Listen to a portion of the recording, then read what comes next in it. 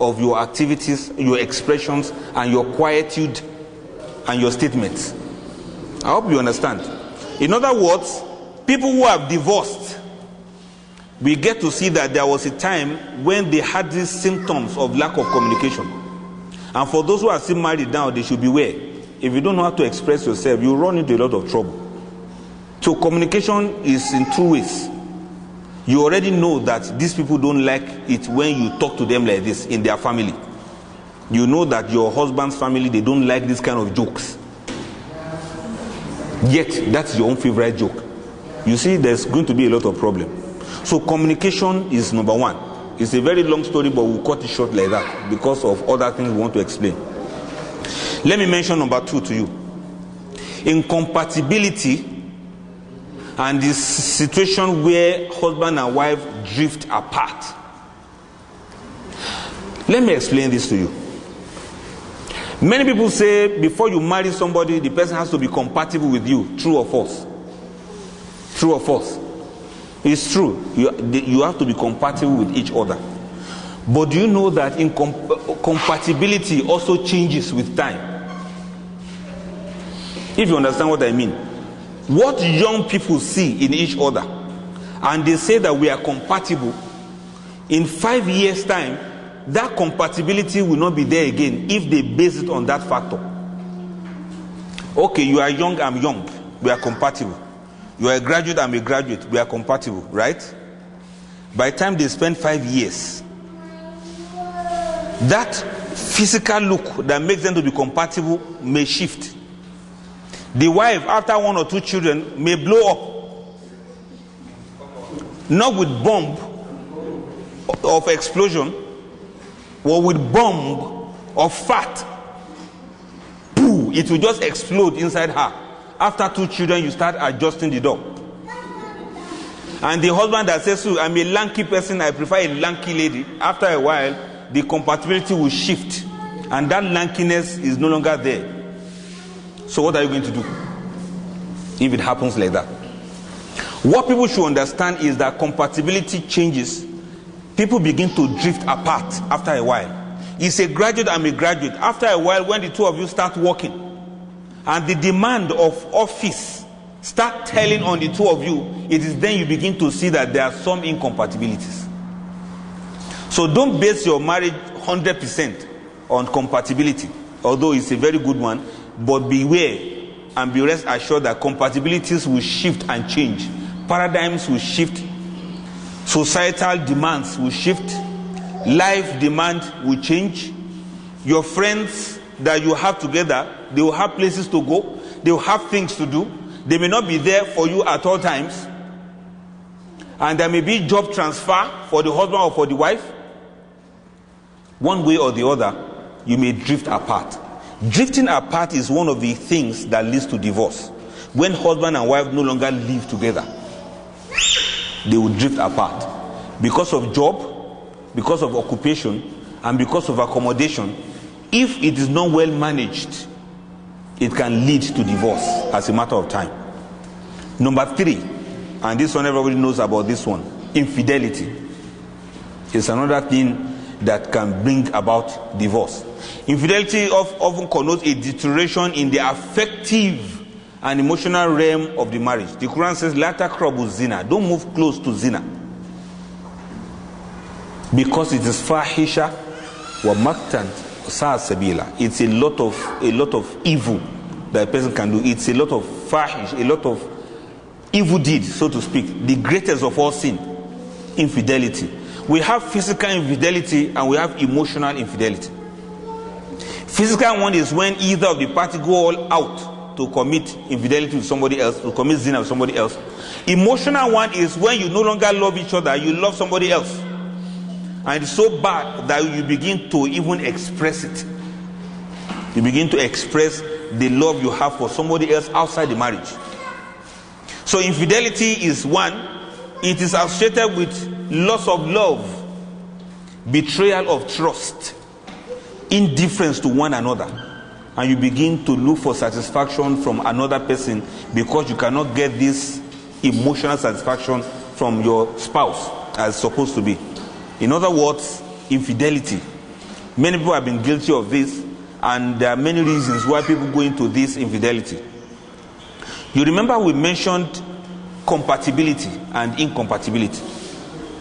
After some years of marriage, you get to realize that it is not only one woman that's compatible with you. There are 600 other women that are also compatible. 600. These brothers are laughing, but you see the same quality you have seen in one. They say, this one, in fact, we are soulmate. After 1 year, 2 years, and 3 years of marriage, you begin to see another lady that's also compatible. Then you see another lady that's also compatible. You see another one. In fact, this one seems to be sent from Allah. Then you see another one. This one is a woman around the messenger. You can trace her to one of the women Sahaba around the messenger. See, this one is a great grandchildren of Salma, because of the way she behaves. Are you not still compatible? You are compatible. All right, in your place of work, you are an engineer, your wife is a banker. As an engineer, after a while, when you reach a certain stage, there is this particular lady you have been noticing. She is also an engineer. So brilliant, so intelligent. Any major project that there's problem, she's the one they will call. Then somehow you begin to see some chemistry between you and her. Whenever there's an engineering problem to be solved, they normally call the two of you because the two of you think the same way. If they seek your opinion and they seek her opinion, it will be the same thing. Then lo and behold, you begin to see that you seem to be compatible. And to make the situation to be more juicy, she's also single and seriously searching. In fact, you even share the same birthday. You were born on the same day. The history of her family and your family are exactly the same thing. You love the same food, you love the same colors, and you love the same environment, and you have the same idea and same outlook about life. It's then you begin to look at your wife as but I thought this one was compatible. Now, this is just one. Now start counting. You count up to 600 unless you stop looking. In other words, when that compatibility or incompatibility becomes the basis, then infidelity will start coming in gradually and gradually. So many ladies who saw that their husbands are compatible with them, tomorrow they just see another man that is so caring, so loving, a man that can almost read their minds. If they keep quiet, the man can have an idea of what they are thinking. Even though the man is not her husband, the man will become her confidant. And so infidelity start coming in, whether physical or emotional. Are you following me now? Number 4 of what can lead to divorce: abusive behaviors. Abusive behaviors and sometimes personality traits. You know, remember we told you that some people will never change. Some people will never change, no matter what you do. People have problems of their personality. People are extremely jealous, over jealousy, too much jealousy that doesn't care what happens to the partner can lead to divorce. I'm not saying that people should not have small feelings of jealousy about their spouses, but when it gets to the extreme, then you know they are knocking at the door of problem. Extreme jealousy, dominance. Men who will want to confirm that they are men by being dominant on their wives. You know what I mean by dominance? Somebody who wants you to know that you are a nobody. Not only you, the whole of your family, you are all nobody. You are not existing. He wants you to understand that, look, I am the Lord, the Alpha and Omega of this home. And when that dominance becomes too much, the wife begins to seek freedom.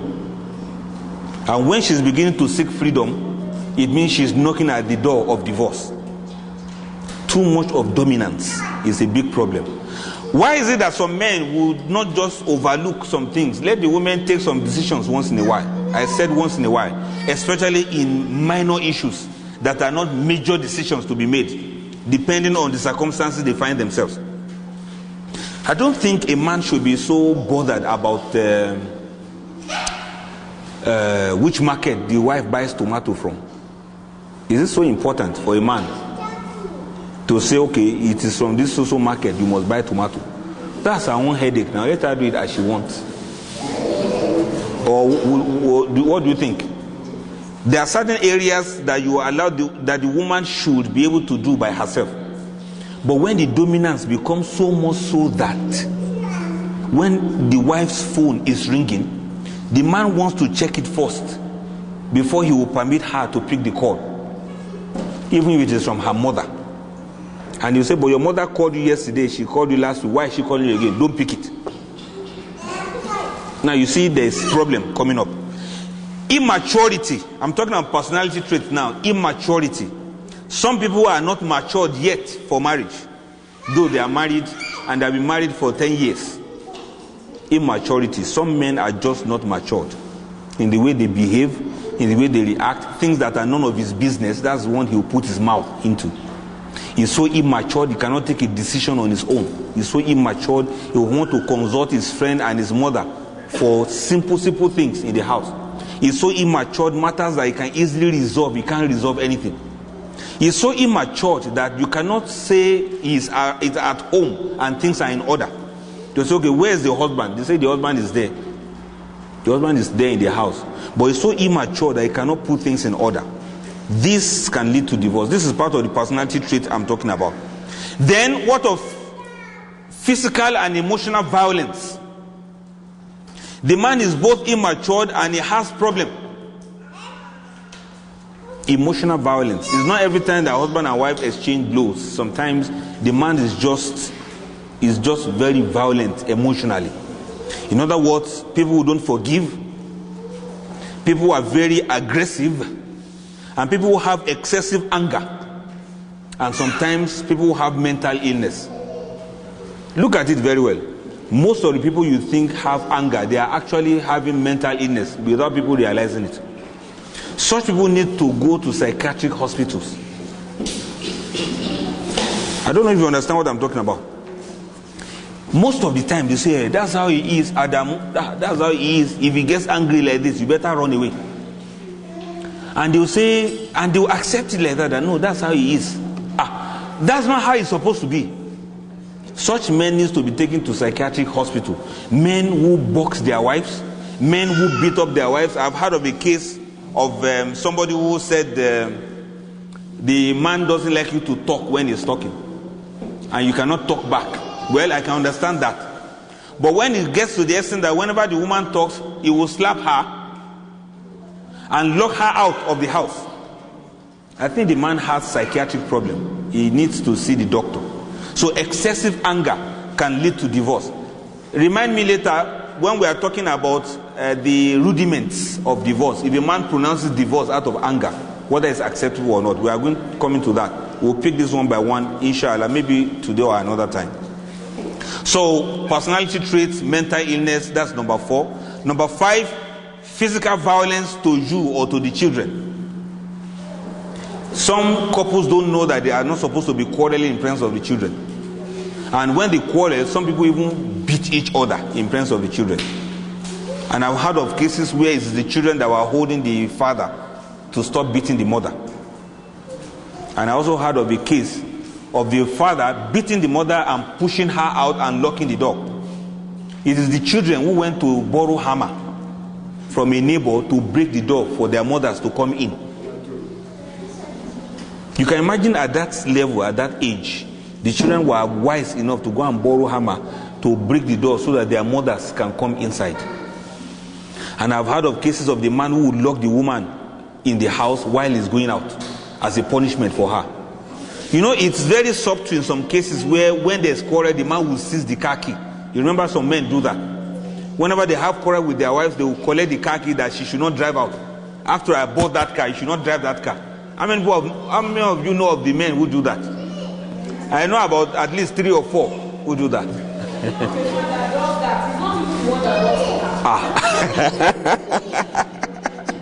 Okay. He's not even the one that bought the car, but he will seize the key and say she will not drive out as punishment. Woo. How do you classify that? Is that mental illness? He don't do colo.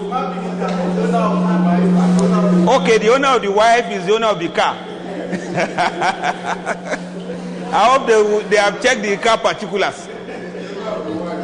They better check the particulars of the car. Allah Akbar. Violence doesn't always have to be physical. Sometimes violence can be very silent. We call it Cold War. There are men who can keep malice for months. You are surprised. I was talking about men who can keep malice for months. He will not talk to the wife. He will not eat her food. He will not touch her clothes. Even if they want to pass by each other like this, he will stick to the wall so that her hijab will not touch him. I used to call that old school way of quarreling. Let me tell you one very difficult thing. If there's a family where such things are happening, I want them to try as much as possible to avoid keeping malice for more than 3 days for a start. This is going to be very difficult in the beginning, extremely difficult for them to do, but they should try. It's going to be very hard, but they should try the first time, try the second time. Just see that it doesn't go beyond 3 days. What are the ways they can use to ensure that it doesn't go beyond 3 days? Number one, the man may keep malice because he's expecting the wife to apologize and she has refused to apologize. He may keep malice because he expects the wife to be the one to make peace, but she's not ready to make peace because she has not done anything wrong. The man expects her to change certain behaviors before he starts talking to her, but she will not get it. At the end of the day, they keep malice for more than 3 days, which the prophet disapproves. If you go against what the prophet says, you are removing the al-barakah in your marriage. Even if it will still last, it will not be lasting in quality of happiness and of rest of mind. So I want to advise such people who do that. We call it violence, but it's a subtle way of being violent. That is when the two of you keep malice for longer than necessary. There are some cases where the woman will be apologizing. I'm sorry, Abu, what happened? What did I do? Is it this one? Is it that one? She'll keep saying it, he will just be looking at her like this. He won't say anything. Because he is not satisfied yet. He wants her to feel bad. Some women feel bad when they are ignored and neglected.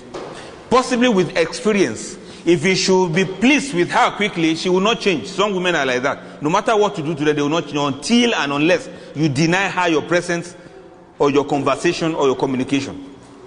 However it is the headache of the two of you, but don't let it go beyond 3 days. And the best of the two of you is the one that makes peace first. That's what we learned from the prophet. The best of the two of you is the one that makes peace first. Most of the time, marriages degenerate because couples don't know when they should stop fighting. And so they make the fighting to continue and continue and continue until when somebody asks them, why are you even quarreling? They can't remember again. Then they will say, okay, actually 6 months ago, there's something she said that I can't remember precisely, but I got angry. Okay, what did she say? Madam, what did you say? I said so many things, I can't remember the one. Ask him to tell you what exactly I said. That made him to be angry for 6 months. Now, please, everybody should take note of that. It is one of the things that lead to divorce. I have seen a couple that divorced because of malice. It is after they had divorced, before they now started remembering what exactly even caused the malice. It was somebody else they were arguing about that caused the problem. And the person they were arguing about is enjoying his own marriage elsewhere. Now, let's go to number 6 now. It's not always common among the Muslims, but it exists. Alcoholism or drug abuse. Drinking. According to one of the imams, he said, if a man should pronounce divorce on his wife while he is drunk, he said it will not be accepted. Another scholar said it's going to be accepted so long as he drank by himself, not that they opened his mouth and poured the drink inside. Another one said, yes, we are going to accept it whether he was drunk or not, so long as he drank consciously. And they said, but if he drank consciously and he pronounces divorce on the wife, is it not the wife and the children that will suffer at the end of the day? The scholar said, yes. No good woman deserves such a man that will get drunk and pronounce divorce. I mean, that man doesn't deserve the woman. It's better you should still allow the two of them to go on their separate ways. There are so many issues about this.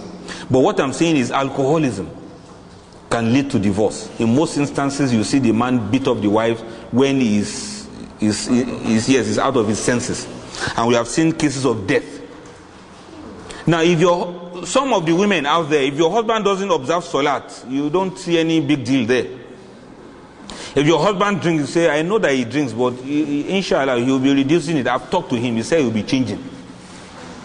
And you say, well, I know he only drinks like that whenever he feels sad. There will come a time when you will have reached barzakh. He will have killed you before you realize that it's not good for him to drink like that anymore. By then, you will not be able to tell the angels you want to go back. May Allah save us. Drug abuse. Some people use drug. We cannot rule it out because the person is a Muslim doesn't mean he cannot go into drug. Some people go into drug is so prevalent nowadays. Even little children already know what drugs are because they have seen their father sniffing some things. When we were small, it was, what do they call it? Snuff.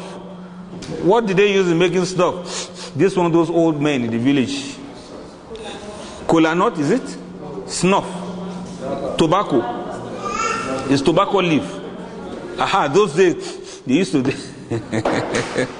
they will pack it on their thumb like that and then pack the whole thing inside. Nowadays, it is white that they use. May Allah save us from that. If your husband does drug, please report him to those who are going to talk to him. If not, it will lead to divorce. Number 7.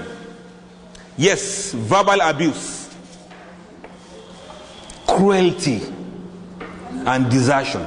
That's what we mean by emotional or verbal abuse. When a man will just desert the wife, a man will just leave the wife hanging for like 3 months or 4 months. He will not move close to her. Sometimes some men will pack out of the house and the wives will be looking for them. This is not acceptable. As much as we know, it's not acceptable. Desertion is one of the reasons for which a woman can ask for divorce. For example, a man who has deserted his wife for 1 year for no reason or for whatever reason. 1 year he refuses to come to the wife to visit her or to have her in his home. That woman can go to Sharia court and she can ask for divorce after 1 year. What if the man is missing? If he's declared missing with no trace.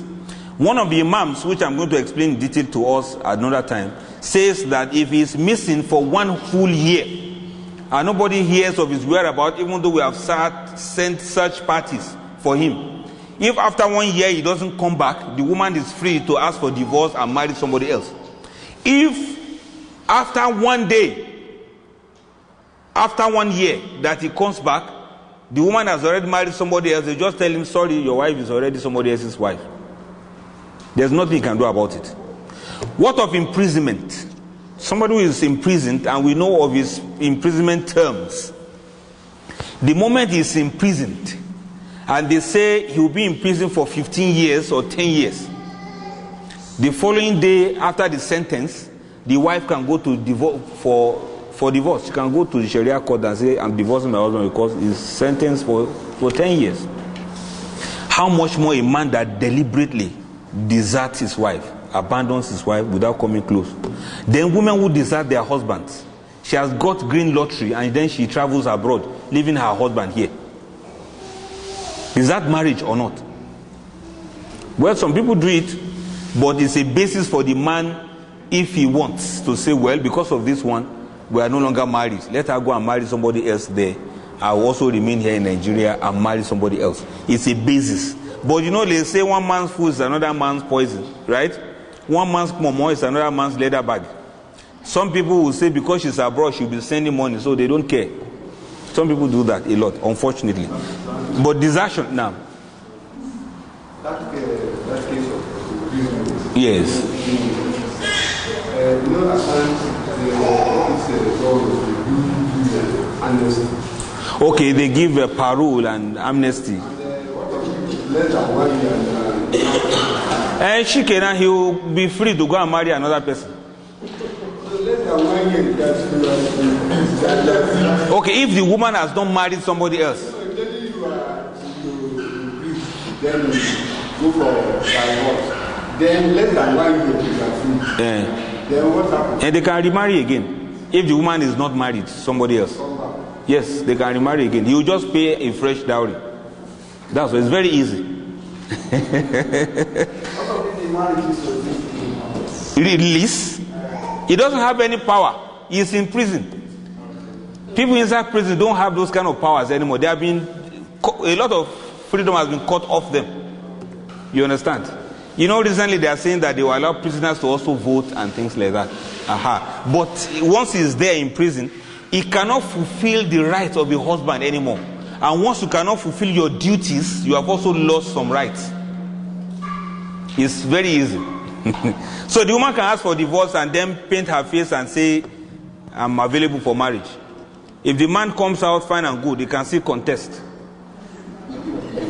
2015, he is qualified to contest. Okay, you will do more of this questioning. Number 8, external pressures. Factors outside the marriage may also lead to that. Keeping bad friends. Somebody said, I don't know whether this is true or not, that a man that surrounds himself with so many friends that have divorced their wives, he may also likely divorce his own too. I don't know if that makes any sense to anybody. A man that surrounds himself with his friends who have divorced their wives, he may also likely divorce his own wife after a while. External pressures are there because of people that we keep as friends, as relatives, and in-laws are also part of the pressures that people may have. A particular mother may say, I don't want you to marry so and so person, and I don't want to continue to be married. They can pressure the husband to divorce the wife, or pressure the wife to divorce the husband. We have seen many of such cases before, where some things are attributed to the wife, and they said because the man has married her, that's why the man will not progress. They said their stars are not the same. And some people ensure that they divorced, unfortunately. Number 9, work can also lead to divorce. Somehow the stress people go through with regards to their work, they don't take it serious, but eventually it affects their marriages. I don't know if you understand what I mean. Number 1, it affects their marriages because they have more time for the work than for the marriage. Some men will go to work in the morning and close in the evening, and they spend the major part of the day with other people. In the evening, when he comes back around 8 or 9 p.m., he only has like 30 minutes or 1 hour of wakeful time with his family. Then he will sleep. In the morning, he wakes up again and goes to work. And some of them, they go to work like that every day, and in the weekend, they have one function or the other to attend.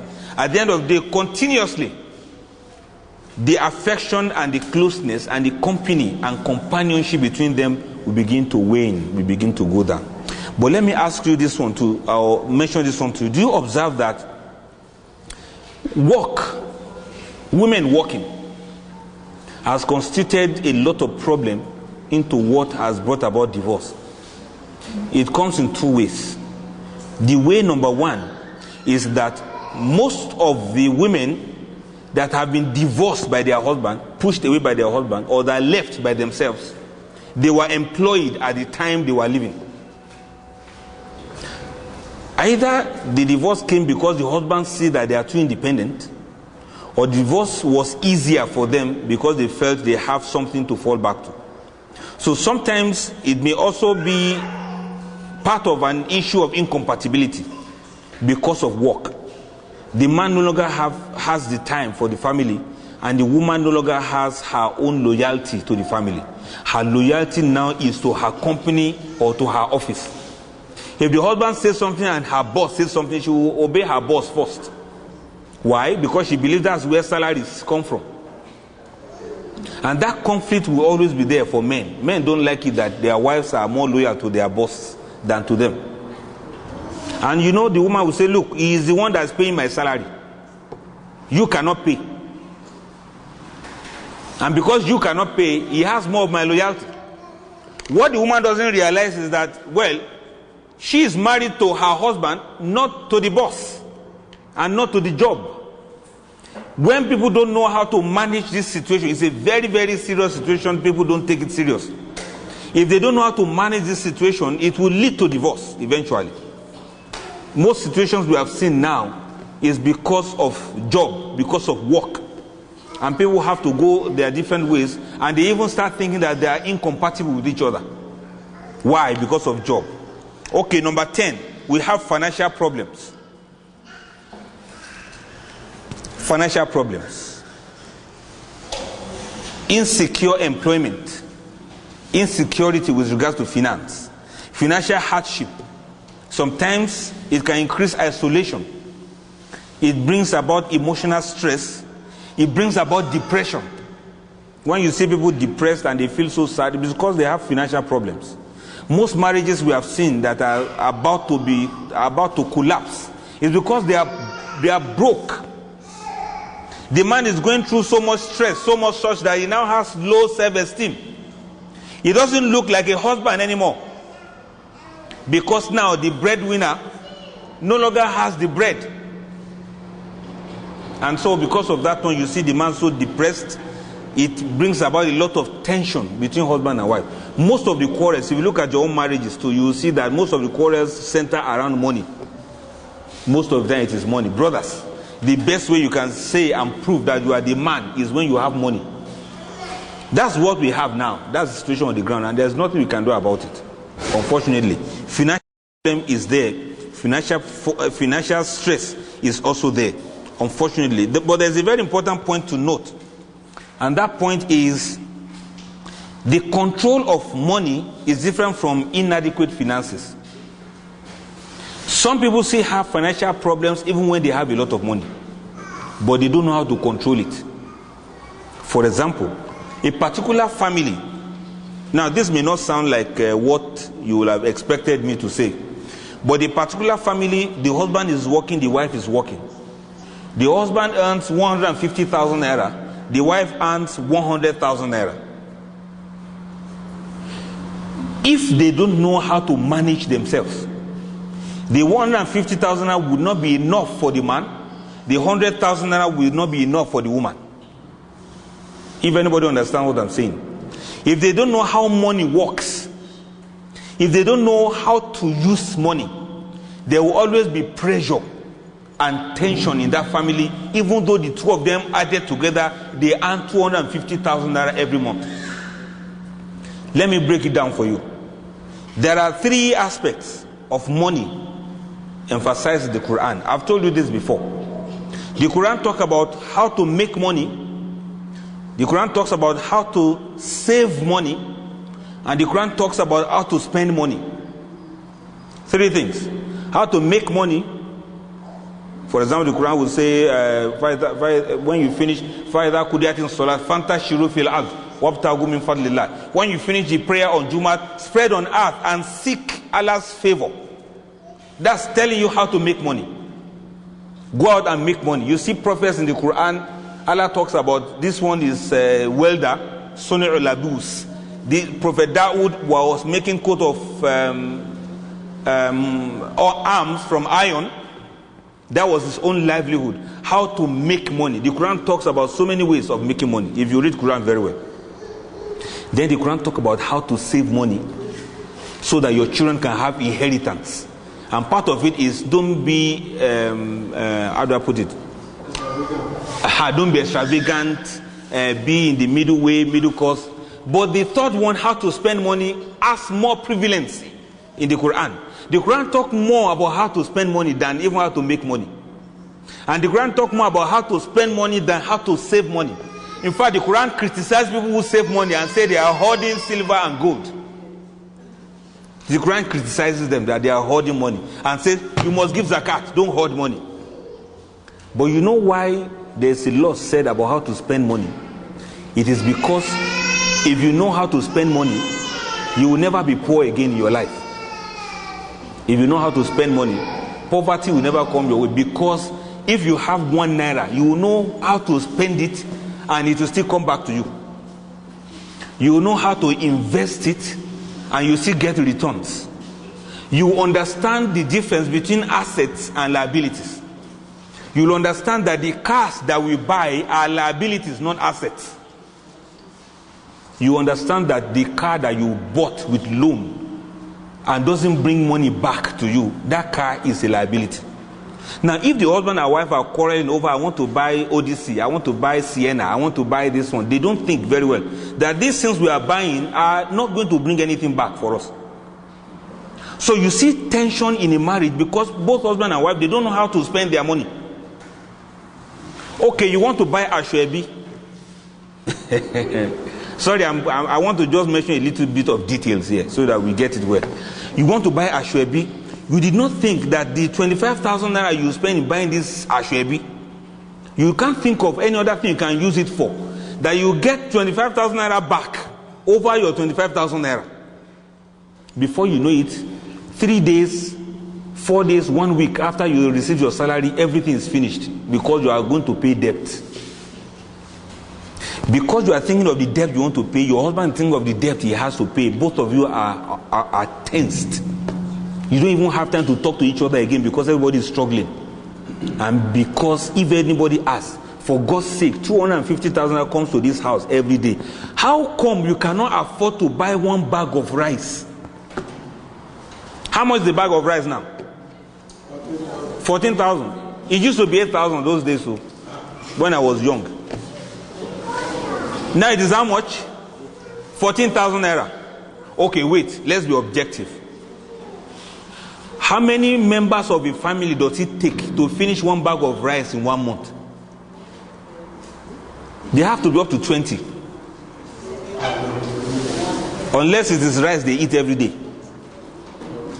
If they don't eat rice every day, if there are 10 in that family, maybe 1 full bag. Is the big full bag I'm talking about. 1 full bag should be able to feed a family for 1 month, true or false. If 250,000 naira comes to that family every month, how come they can't afford 1 bag of rice?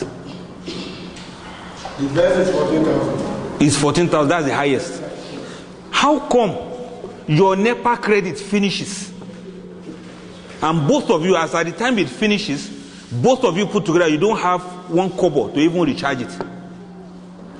You see where there's problem now. In other words, finance is not itself, the lack of finance is not the problem.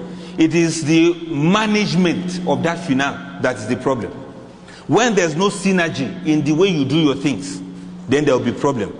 But you know another one is sometimes money is a control thing for men. Most men believe that money is what you use in controlling a woman. And they believe that if you want to control your wife, make sure she doesn't have any money. How many of you believe in that? Money is a thing of authority. If you want to have authority over your wife, make sure she doesn't have money. And if she has money, make sure she spends it. And if she doesn't spend, make sure you spend it for her. And if you cannot spend it for her, make sure she doesn't spend anything of it for you. Because if she spends for you, tomorrow she'll be making mouth and saying, hey, is it not me and you that are maintaining this home? Because she's going to say that, and the man doesn't like it, he'll say, don't spend your kobo for me, I don't want it. And also because of that, most men that will say their wives should not work, it's not all of them that are trying to do sunnah or anything. No. It's the power thing. Money is power. Money speaks in the house. Is the breadwinner. The breadwinner is the guy with the bread. If you don't have the bread, you are not a winner. You are a loser. And that's what the wife will call the husband after a short while. You are a loser. She will call you that in many ways. So if you lose that money, you have lost your authority. According to some families, most quarrels come when the man is broke. Most women will be disobedient when their husbands don't have money.